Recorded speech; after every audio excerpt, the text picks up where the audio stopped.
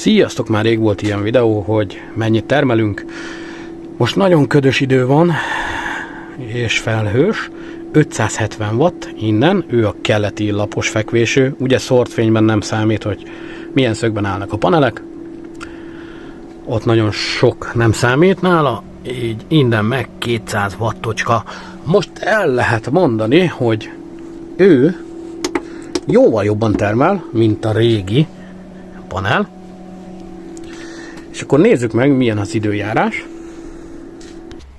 Na, ugye itt vannak a panelek. Szép tiszták, leolvadtak. Tegnap jó idő volt. Valahol ott van a nap. Ugye, mint látjátok, egyáltalán sehol nem látni a napnak a sugarait, de ennyi lejön. És akkor ott van az a stringünk. Ő is teljesen hómentes. És így jövünk lefele. Nem rossz, ahhoz képest milyen idő van.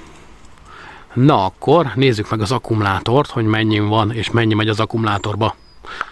Na, mint tudjátok, ugye van a lítium-ion pakkom. Ő hát nincs 1 kWh szerintem, plusz a kettle cellák, a Hakari Battery-től. Ő 8 kWh. Ő van most a rendszeren, de őt sem bírom feltölteni teljesen. Zara, mit csinálsz? Van egy kis őrzővédőm itt. Figyeli az akkumulátorokat, őrzi. Plusz segít begyújtani. És a kis pukikám is begyújtáson van. Na hát igen, mikor a kicsi begyújt. Mutatom. Ugye a rendszerbe ők kerülnek beépítésre, most párhuzamosítom őket, hogy teljesen egy szintre tudjam őket hozni. A szomszédnak odaadtam a DC lakatfogót, még egy picike szivárogát.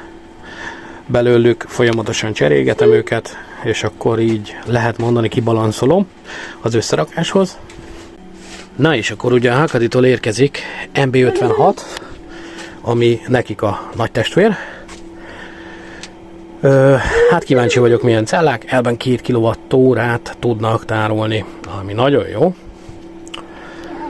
És akkor nézzük az applikációt, hogy per pillanat bele mennyi megy. Na ugye itt vannak a kettle cellák, jelenleg közel 20 amper, hát inkább 19 amper megy bele.